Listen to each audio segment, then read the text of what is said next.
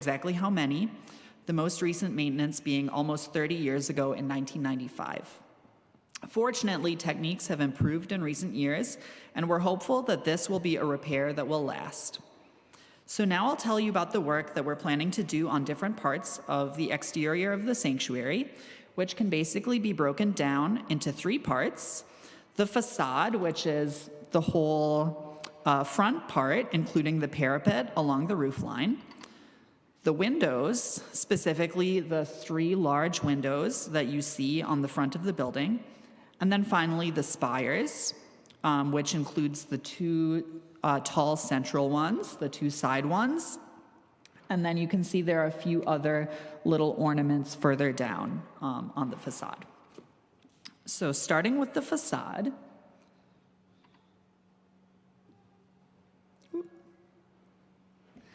the Facilities Committee members have been working very closely with our architect, Ion Studio, to define exact criteria for which stones need some sort of repair and which ones can be left alone. We don't want to spend money repairing stones that are in relatively good shape, but we also want to be really careful to address every stone that is not holding together well today and could pose a risk in the future. So here are the specific criteria that we and the architect looked for when assessing each stone on the facade.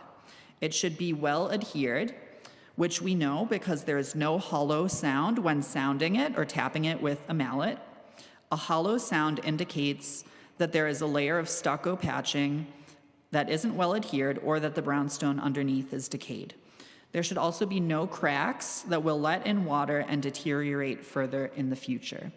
So I have a few pictures of what we're talking about. So this is an example of one of the stones in the facade where it has a layer of stucco from a previous repair that is not well adhered. So this is the kind of stone that would sound hollow when they tap it with a mallet.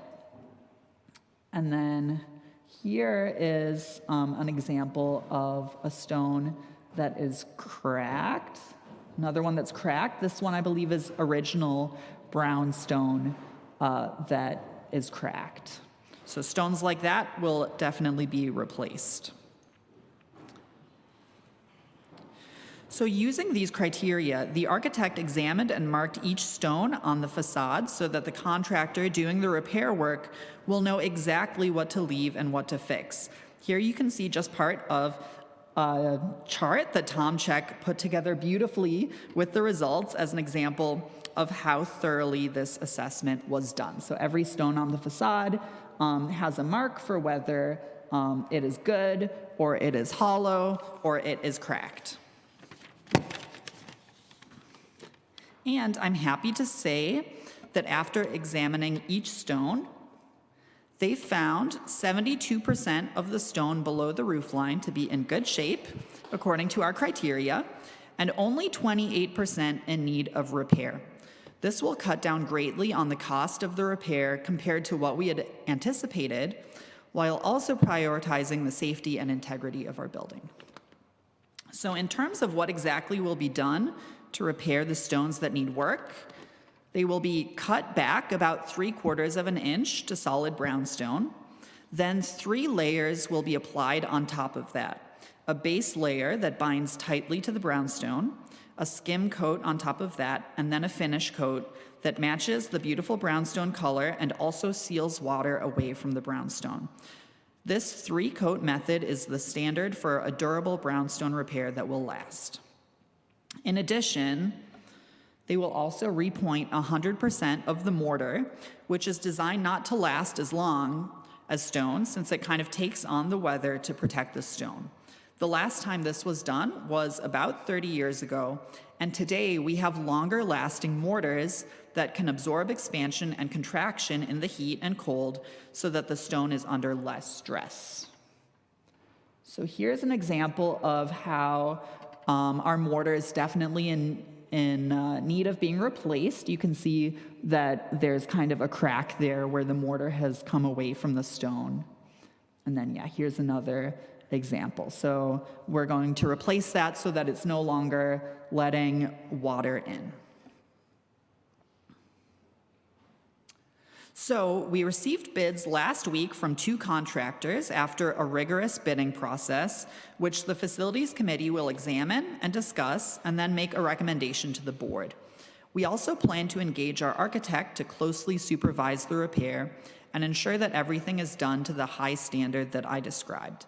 The bids for this part of the work don't include the windows or the spires, which we'll talk about next. So next we have committee member Matt Castle to tell us about the windows.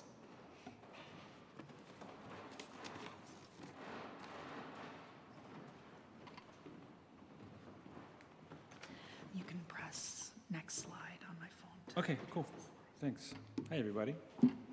So for the scope of this project, we're just talking about these 3 windows in the front. This is an old image, and it's interesting to note that there's no rose window here as there is. You move away and people don't. Sorry. Yeah, I can't do that. I need a little pointer. No, it's. I'm sorry? So we have a rose window up here now, and I just wanted to point out that it's not original to the building. This was installed in 1914. So what we need to do is talk about the repair of these 3 windows.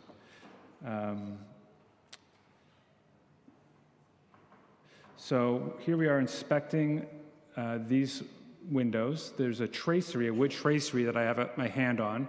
That tracery is inside and outside of the windows. The tracery that's on the inside seems to be fine, but this tracery on the outside, the wood is rotting and the paint is coming off, and so it needs repair. Additionally, there's a lot of deflection especially in the rose window. You just go up to the center of it and push on it a little bit, and the whole window deflects like this, like a couple of inches, so it's kind of alarming. So the first thing we're going to need to do is to brace these windows. And so we hired, by the way, this is all happening under a different architect. Ion Studio didn't want to be a part of this part of the repair, so we've engaged Walter B. Melvin, and they're going to be overseeing all the repairs. So this week we met with Barbara from Walter B. Melvin, and some contractors, and we'll know. We also engaged a structural engineer, so we know exactly how to brace these 3 windows in the best way. Those braces will be on the inside, and they will follow the tracery to some extent. We don't want to have just big giant bars going across the windows, so there'll be some difference in price, obviously, if we really try to follow the tracery really closely to, just for aesthetics. But we'll have those prices, and we'll have those by the end of the week. But very, very roughly, it's about $25,000 to brace the windows so that there's no deflection. This deflection that was happening for the past 30 years or so has cracked the paint. The paint, I've sent around a little sample of the paint chip, and you can see it's an interesting. It's a paint that has sand or something mixed in, so it's sort of there to look like, the brownstone. And so we're not sure exactly how to address that, but because that is so stiff, and the wind was blowing and there was deflection, we had some damage. At your face. I guess the money part we'll talk about in a little while. So the first thing we'll be doing is bracing it, and then we're going to be stripping all the paint off, all of this stuff off. And here you can see a little bit some of the cracks that are happening there. This is the center of the rose window, and you can see on the left there, that's just paint just coming up, and there's a rotting wood underneath. So after all this is stripped off, the idea is to come in and replace the parts that are rotten with good wood, and If we do it this way, we won't have to, we're not going to be touching the stained glass at all. So that's not part of the scope. But yeah, here's a good image. You can see really what it's looking like up there.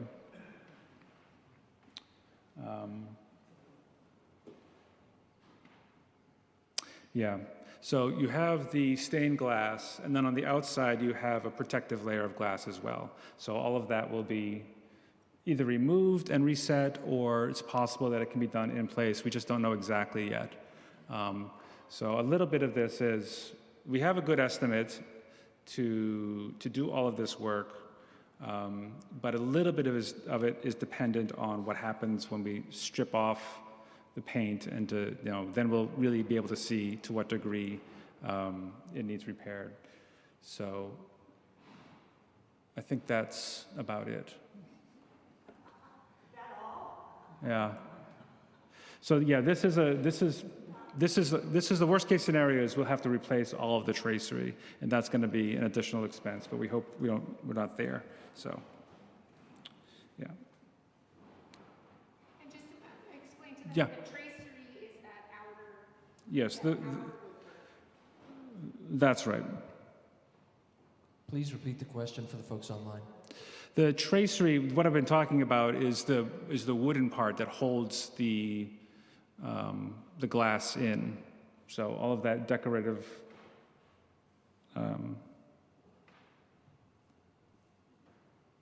This decorative, what's brown in here in this slide. You can see the tracery, and then you've got the protective glass, and the behind it, you can't see it really because of the reflection, is the stained glass. Sorry if that wasn't clear. Are there any other questions about the window part of this?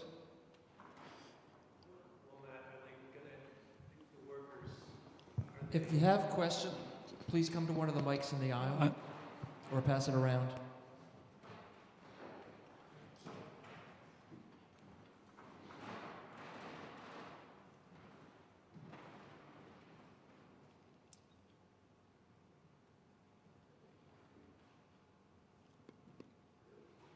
Hello?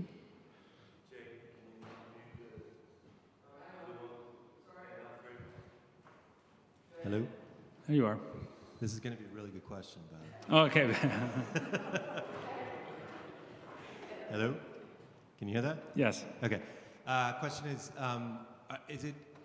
is the situation that we're in right now, we're not going to know until the workers start? Like whether they'll be able to repair the wood, or they'll have to replace it? To some degree, yes. We have a number for both of those scenarios, but we're hoping that we can, instead of replacing all of the tracery, we're hoping to save most of it and Dutchman in for the rotten wood, Dutchman in good wood. That's what we're hoping to do. That's the best case scenario.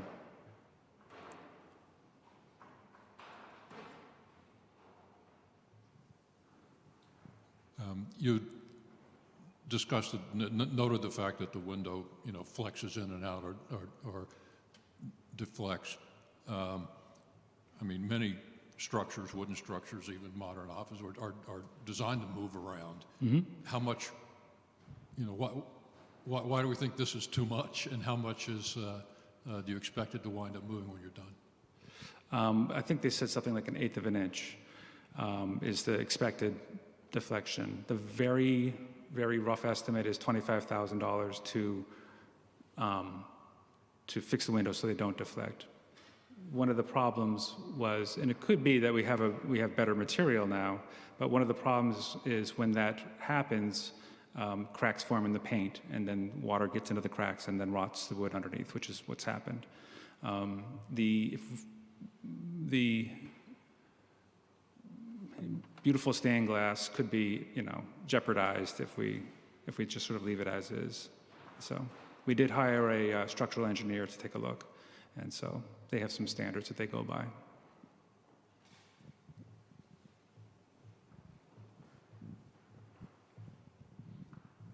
Is that all? Okay. Thank you. Thank you, Matt. All right, so the last part of the repair that we're going to talk about is the spires,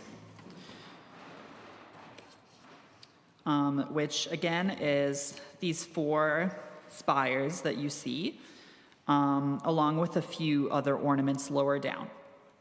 As I've said before, the spires are in much worse shape than the facade, which makes sense since they're exposed to the elements on all sides and are much more ornate. They're also huge, much bigger up close, and made of this soft brown stone, so a lot of original stone as well as patching is coming off at this point. It can come right off in your hand, or it could come off from the elements, and the top 10 feet of the middle spires are unfortunately unstable to the point that they move if you push on them. This, of course, or I don't think they all move, but parts of them will move if you push on them. This, of course, poses a great danger since the highest points of these spires are about 120 feet above the sidewalk. And here are some pictures of what you can see up close now that the scaffolding is up, taken by much braver facilities committee members than I am. So this is what the top of the spires look like. This is a little bit further down. And if you look closely at these pictures, I think especially on the next ones, or the ones after that, you can see there should be kind of those like bulbs on the side of that, for like the ornamentation. Like if we look back at, maybe you can see in this picture that it's supposed to have that kind of pattern on it, but a lot of that has just kind of come right off.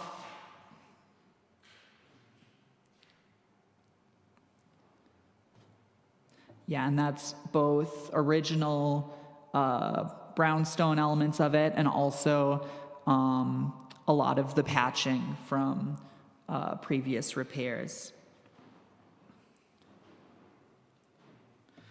So what we've agreed on with our architect is that the top part of the spires need to be replaced. There's also some of that ornamentation, most of the ornamentation lower down on the spires that needs to be replaced or repaired. And then a few other pieces below the roof line on a case-by-case basis.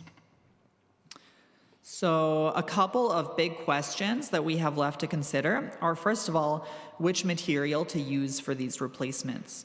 The 2 most promising options for this kind of work are cast stone, which is basically cement, or fiberglass. Each of these has its own advantages and challenges, so we won't know what's best for our case until we hear back from the fabricators who the contractor would work with to have the spires and ornaments recast out of one of those materials. Either one of those materials is much more durable than brownstone, and it would be made with a color and texture to match the appearance of the original brownstone. Our other big question will be what level of ornamentation to replace. We would love to make the ornamentation of the spires appear as close to the original as possible if it's cost effective, but if there ends up being a huge cost difference between the full ornamentation and something reduced, we will have to balance that in our decision. In any case, we are aiming to make a repair that will last well and will last uniformly well, which is to say that in the future, we won't be dealing with bits and pieces that are deteriorating much faster than the rest. Since the work on the spires is much more complex than the other work on the facade, we haven't received the bids from these firms on that part of the work yet, but they should be available in time for a vote at the March 5th Congregational meeting. And we hope to complete all of this work before December 2024. Are there any questions on this facilities part before we hear from Lee for the finance side of it? Yeah, Nancy? Is it on? Yep, I think so. Okay, Yeah. all right. And so I'm assuming that you're working hand in glove constantly with the landmarks people, right? Yes. I mean, we know that that is absolutely crucial. Yeah. They love us. Everybody loves us because we've taken good care of such a treasure. So my next question is, would landmarks allow fiberglass? I believe so. Yeah, Tom, do you want to say something more about that? I mean, that would be amazing since this is not only a New York City landmark treasure, but also one of the most important Lefevre buildings ever. But so you'll find out, of course, one way or the other. And here is the third, and I won't go. Yeah. They will allow it. Yeah. So now, is this mic working too? Yeah. Okay, great. Yes. The short answer is Landmarks has already approved all of the repair using cement, and they've approved fiberglass in other facilities. So once we know which way we're going to go, if it is going to be fiberglass, then we'll make that whole presentation to Landmarks as well, building on the fact that they have approved fiberglass in some other situations, and in which our whole intent here is to maintain the architecture that Lefevre designed on a go-forward basis with durability, getting the same aesthetics, but getting a long life as well. And so we realize that Landmarks will need to explicitly approve the use of fiberglass if we decide to go that way. Ooh. Okay. Well, whatever. I mean, I know that when we do the work, we will have full permission one way or the other, whatever they decide. But one other very short question, it's actually a comment, and that is how important it is to match I'm so thrilled that 72% of the stone is good, because that means that the people that did the job in the early 90s did a really good job. So I'm assuming Landmarks will be right there with you on the color of the new stone, which has to match the old. And the other thing is the mortar. When it was done in the early 90s, the contractor went into the mortar, and you could see the original oyster shell mortar. So they matched that, and the mortar then was quite light, and it was very much approved by those who love old buildings. And Landmarks actually, someone from the neighborhood reported us saying we were doing something awful, blah, blah, blah, because it was so light. But you see, it was dark because of all the dirt for years and years and years. So I'm assuming that the mortar would also be the oyster shell hue that we did back in the early 90s. As Nancy, as we've looked at that, what we're finding is that the oyster shell actually was a way to get lime into the mortar, and our focus with the mortar primarily is to have mortar that protects the brownstone and that lasts for a very long time, and that matches the aesthetic of the original design. It's not completely clear to us that means the mortar should actually be literally white.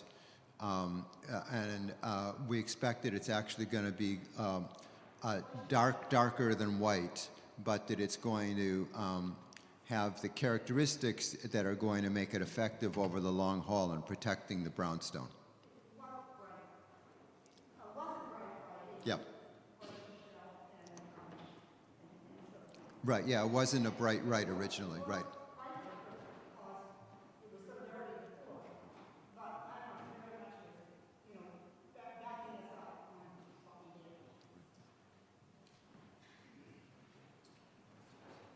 Thank you. Any other questions before we move to Lee?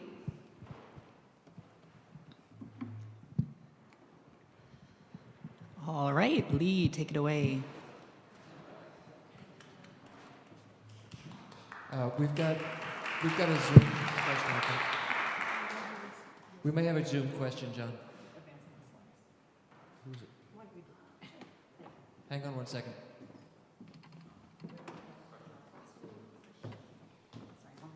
Huh? Hang on one second, Lee. Connie's got a question. Yeah. Connie, I'm going to flip you onto Zoom and you can speak. Is she unmuted? Okay, I'm going to flip you onto Zoom and then just ask your question. Okay. As I recall, and I was very involved in the last restoration, the wood muntins were supposed to be painted every 10 years. And that didn't happen. So going forward, I hope you can advise future boards. We're having a question with your audio, Connie. Give me 1 sec.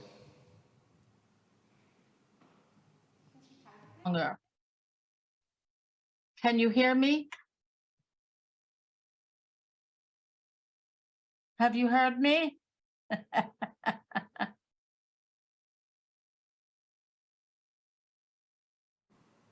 You can speak now, Connie. Okay. As I said, we were advised to paint all the wooden elements on the exterior of the building every 10 years. And as I recall, we haven't done that. So I would hope that there would be that admonition going forward to future boards and facilities committees that no paint lasts forever. And I have a question, and I think this is important. The paint that has the sand in it, this is for Mr. Castle. Do you think that caused the paint to crack faster or more than if it did not have that?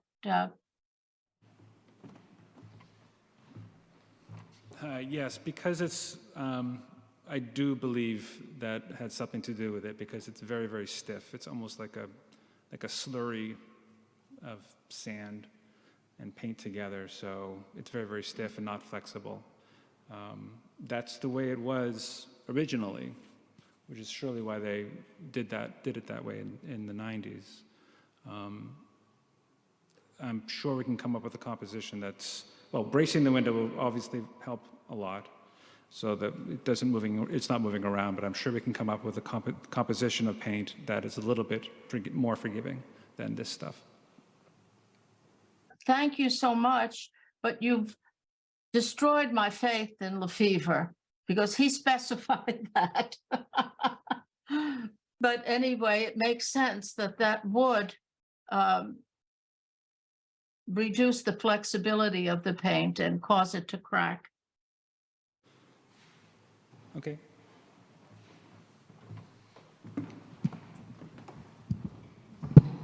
Hi, sorry, I missed this part in the beginning, so I don't know if you already covered this. The work that we are doing on the facade itself is not gonna change the heat retention in the building, but maybe the work that we are doing in the glass windows, etc., is that taking into consideration kind of heat retention, or is that not part of this work? Do you have an idea about that?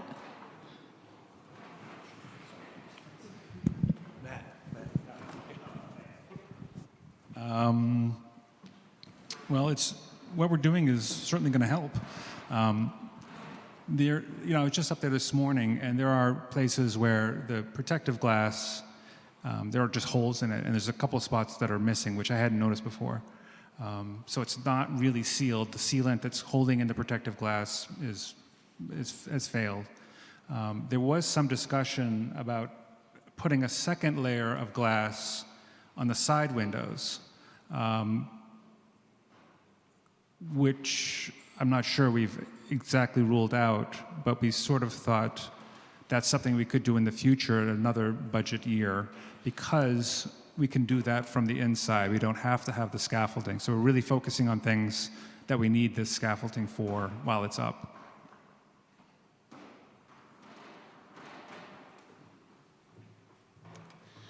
Okay, thank you for your questions. And unless there are more questions, let's hear from Lee.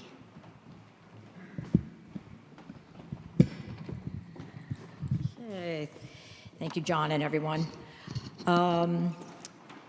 Okay, can you move on? Yeah, one more. Yeah, how much will this cost? Quite a bit. Can I have the next slide?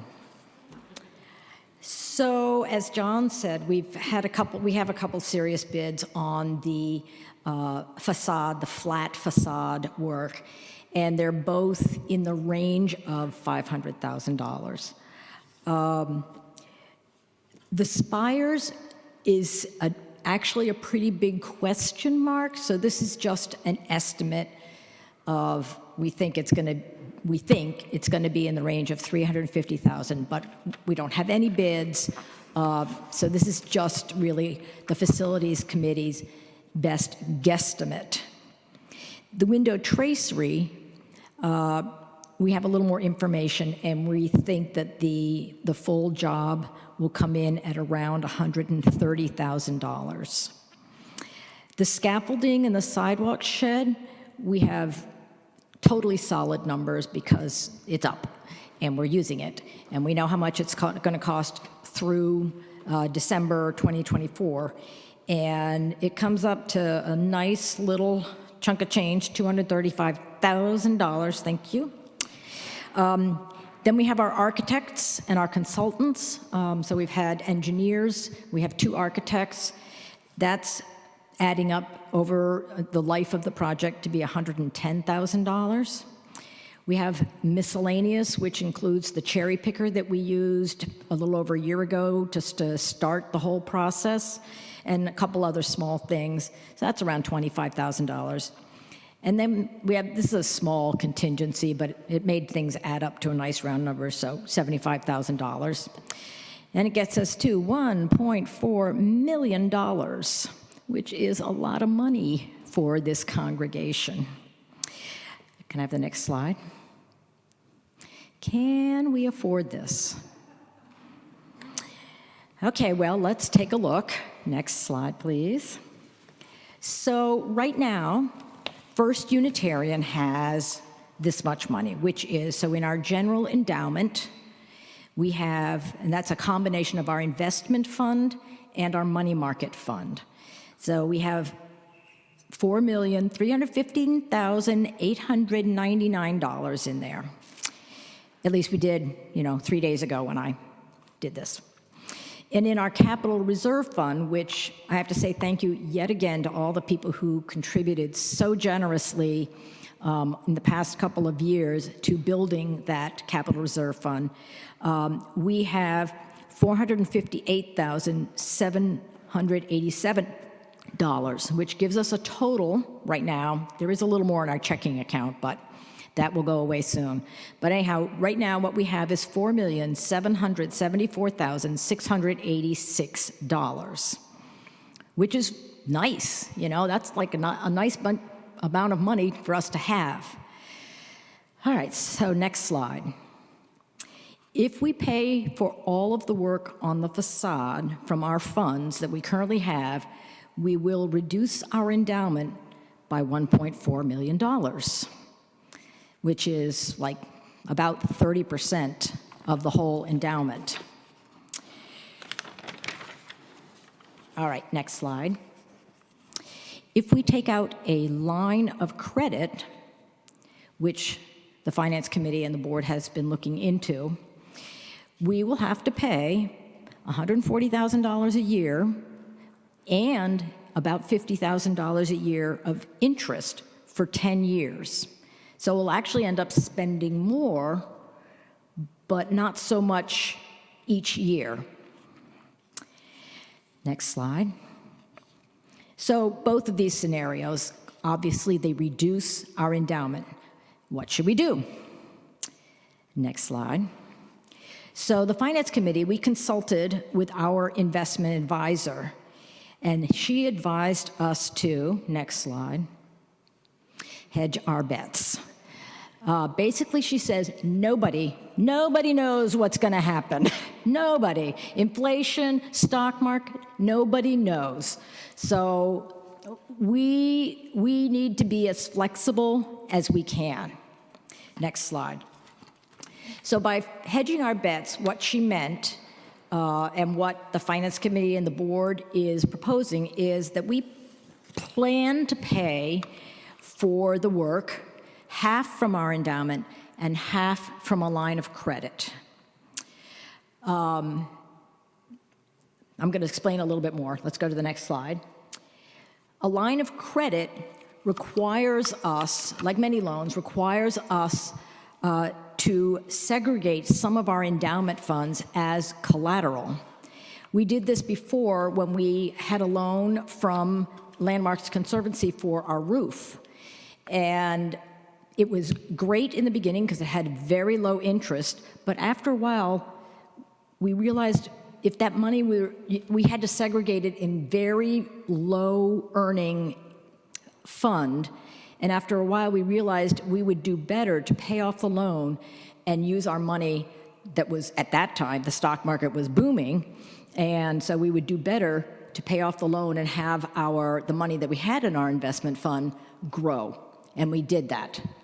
So would we be in the same scenario here? I think it's the next slide.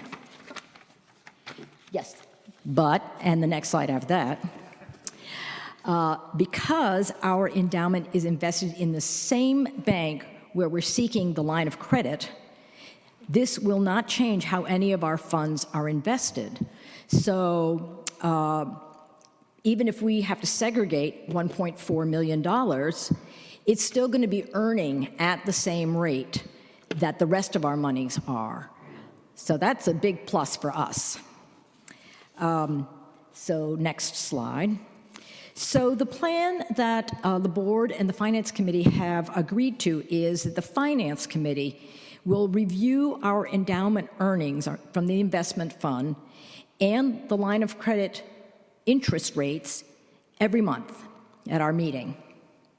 And on a quarterly basis, minimum quarterly basis, the Finance Committee, next slide, will recommend to the board whether for that quarter's or the coming quarter's expenses on the facade, whether we recommend paying for it from our endowment or from the line of credit, depending, is the endowment starting to really pick up and be earnings? Are the interest rates really high or are they coming down? So we'll be evaluating that at the Finance Committee and making a recommendation to the board, at least quarterly. Again, if things change in some dramatic way, we can always go to the board earlier and say, let's do this, let's make a change. So that's our plan. I'm just going to say it again, maybe more clearly, maybe not, which is that our goal is to spend approximately half of the $1.4 million from the endowment and half from a line of credit.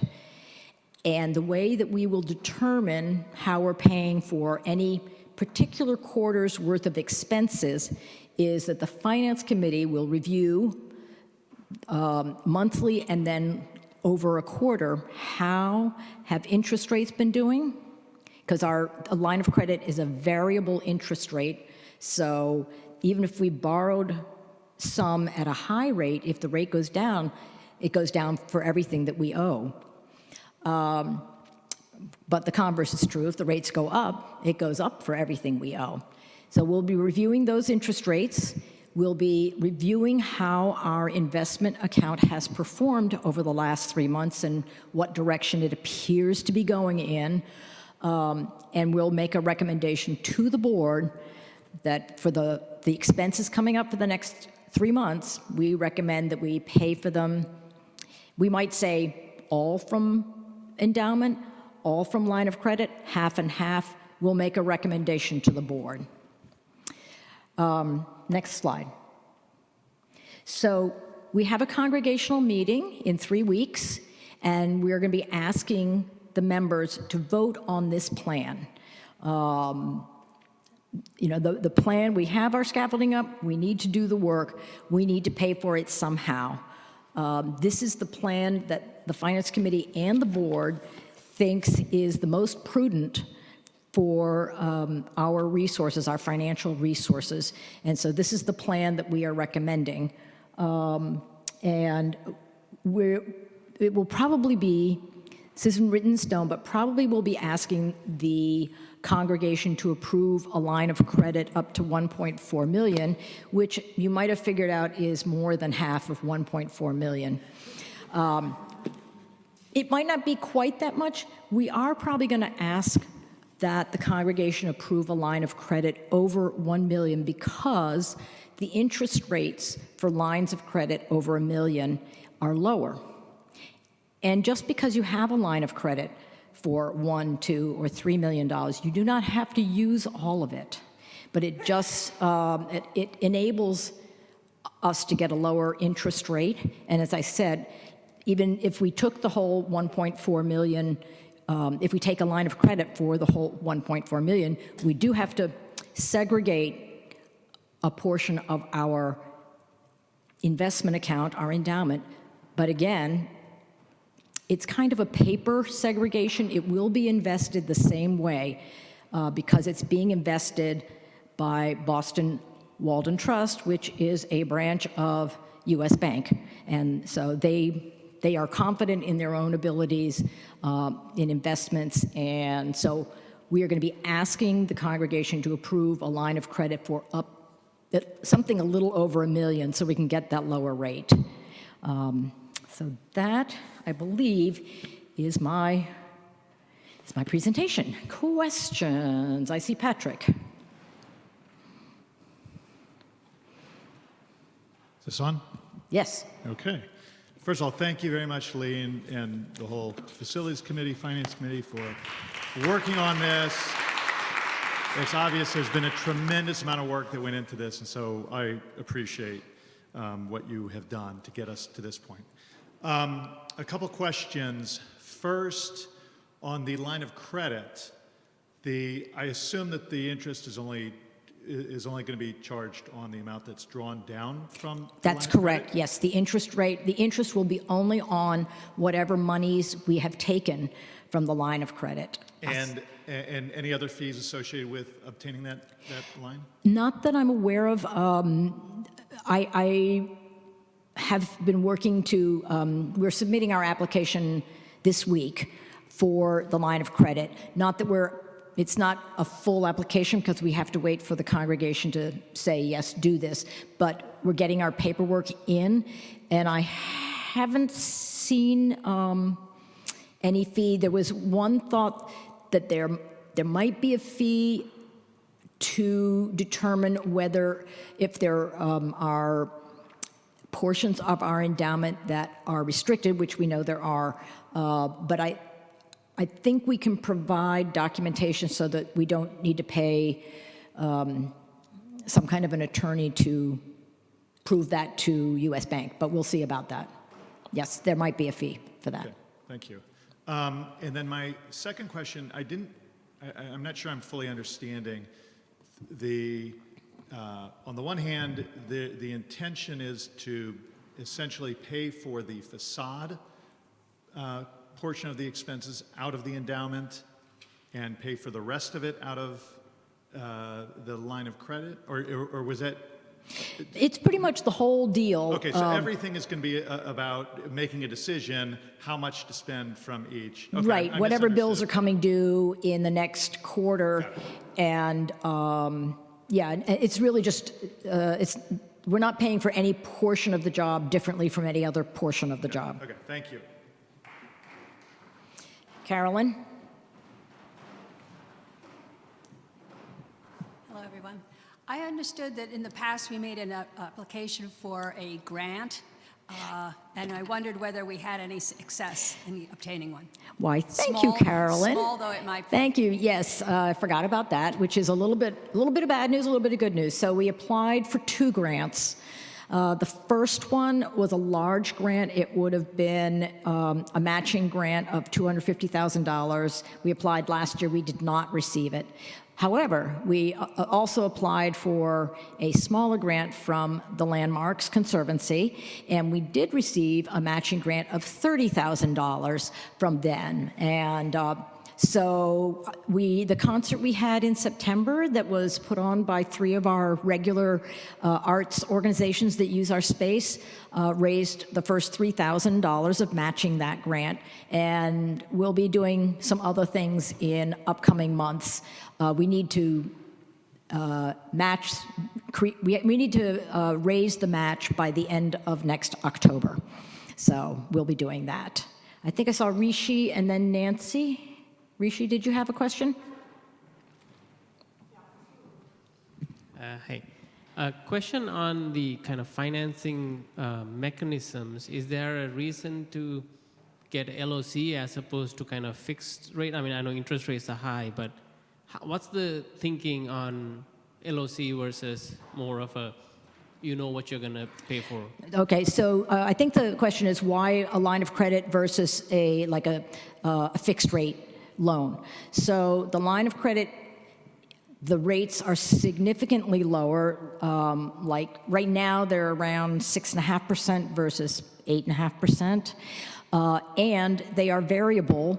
And one can hope, I'm hoping, that rates will come down. And as Patrick noted, whatever money we have borrowed, you know, if we borrow, let's say $50,000 at 6.5% and the rate goes down to 5.5%, well, it goes down to 5.5% on that $50,000 we already borrowed plus anything more.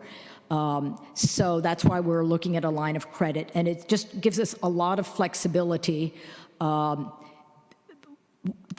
goal, you know, the plan would be to pay it off in no more than 10 years, but if we had a very bad situation, we could pay just the interest and extend the life of that loan if we really needed to. Hopefully that won't be an issue, but so it just gives us in multiple ways a lot of flexibility.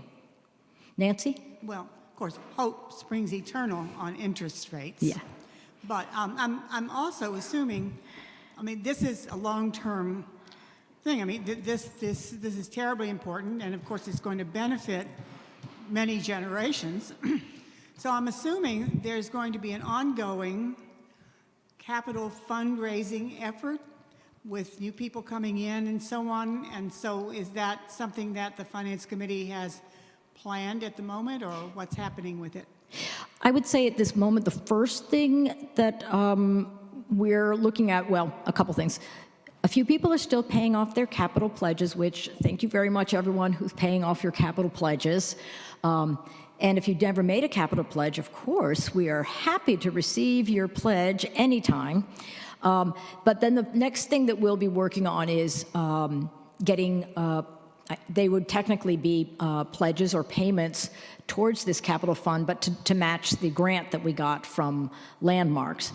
Once we get through that, I guess we'll be looking at how things are doing with our capital reserve fund and how things are going. It's going to be showing up on our budget every year.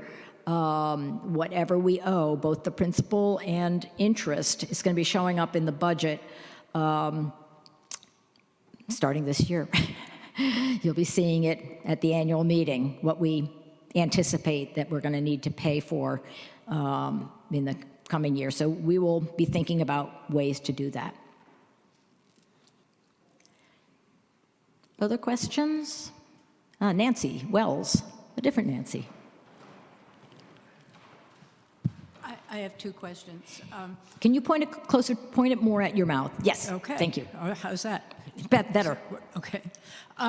The first is in the outline of expenses, you had 75,000 and 25,000 sort of general categories, and it seems like 100,000 is a lot of money to have in a general category, so I wondered if you could break that down a little bit? Sure. So 25,000 of that is pretty much stuff we've already spent. Some of that was on our cherry picker. I don't think it was, maybe it was on some of it was on the engineers when we had to brace the roof before we put the scaffolding up. So that was the 25,000. The 75,000 is a contingency because stuff always happens. You know, you get started on a job and it costs, almost never costs less than what you expect. So that it's just a contingency, so, I mean, that's less than 10% of, it's like 5%, I think, of the whole cost. So it's not a very big contingency. Have you had an accountant or other sort of financial experts, recommend whether this is the prudent amount or? I haven't. I could ask our accountant. I'm not sure an accountant's the right person, but we could ask our architect what a good contingency fee for a project of this size is. Okay. My second question is whether you have consulted or thought about consulting a second or third or fourth bank for perhaps being able to get better rates. So sort of, yes. I've talked to at least one other person about going to another bank. The problem with going to a different bank is that we would have to transfer the amount that we want to borrow to that bank. So we'd have to take it out of Boston Walden Trust, and we'd have to move it to them so that they could invest it the way they want to. And we've been pretty satisfied with Boston Walden Trust. We have several social restrictions on how our money is invested. They understand religious organizations. And also, they might require us, as Landmarks did. So Landmarks has very low interest rates, but they require whatever amount you're going to borrow to be in super safe investments that have low earnings. So again, we thought that it would be better if we could have all our money stay where it is, earn as much as it could, and then the interest rates seem fairly low. It's yeah. Okay, I just thought of a third question. I was a little concerned and surprised that we had a capital campaign and then discovered that we really need to have all this incredible work done. And while I have enormous admiration for all of your preparation for this, I just wondered whether there's going to be another capital campaign, or whether the capital funds that you already raised are going to be, totally spent on this, or sort of how. I sort of thinking, well. So at this moment, we're not planning another capital campaign, except for we'll be doing some work, as I said, around raising the money for the matching fund. Mm-hmm. So that's $30,000. Not 1.4 million. Our capital fund campaign raised $400,000, and then we also had $400,000 that we moved from our general endowment into the capital reserve fund. And now we have almost $500,000 of that left, having done a lot of work. We've put in the air conditioning in the chapel, we're putting the solar panels up, and we've done a number of other pieces of work. This work is not coming out of the capital reserve. It will show up on our capital budget, but this loan is going, money, so the board has yet to decide. Well, some of the money will be coming either out of the capital fund or the general fund. It's coming out of our endowment in some fashion, and then some will be coming out of the loan, which then has to be paid back out of either the endowment or the capital fund. So we do have to figure out how we're going to divvy that up. But the goal is to retain enough money in the capital fund so that it can continue to do all the other things that we know need to be done. Thank you very much. Anyone else? Rishi. Isuru, sorry. Rishi is, sorry, yeah. Isuru. One question on the context. I think you kind of touched on that. So this 1.4 million to be spent over the next 2 years, roughly. could you put that in context with all the other work that the facilities projects fall under? Or is there much more beyond the solar and the other stuff? Or this is most of what the work that needs to be done? This is a large percentage of the work that will be done in the next 2 years, but we have some other projects that will be done. We're developing next year's capital budget right now, but among the things is, one is replacing, I believe it's the console for the organ, which is about 25 years old, and in electronics, we know that's like prehistoric. Do you remember what some of the other projects are, John? For next year? Say, for next year. Is it the undercroft windows? Oh, maybe we're hoping to maybe upgrade the windows in the undercroft, and I think maybe the ladies' bathroom. So there's a few projects there. And also fix I think the steps outside of 48 Monroe. That's been on the list for a while, and they're quite deteriorated. So we have to limit the number of projects for the next 2 years, both because of the money and because of the time of our committee and our staff to manage all these projects. But there's still quite a list of things to be done down in the coming years. So the goal, we have some money left over to do that. Tom? Thanks, Isuru. Yeah, in regards to the last two questions, I just wanted to make clear that a couple of years ago, the Facilities Committee did put together a list of work that needs to be done on the facilities over the next 15 years, year by year, much of it having to do with safety, really, preservation of the building, but also safety of the people using the building. And that we're continuing to maintain that list. And those items, and that was a large, the capital campaign that we conducted was largely to fund those activities over the 15-year period, and that is continuing. And on a year-to-year basis, as we said at the time, we're evaluating what needs to be done in the coming year. Does something need to come onto the list for the year, or something need to be it should be deferred to a future year? So that list is not being disregarded at all. That, in fact, is work that, in parallel to this, over this 15-year period, is going on with the timing of that and kind of as needed year to year.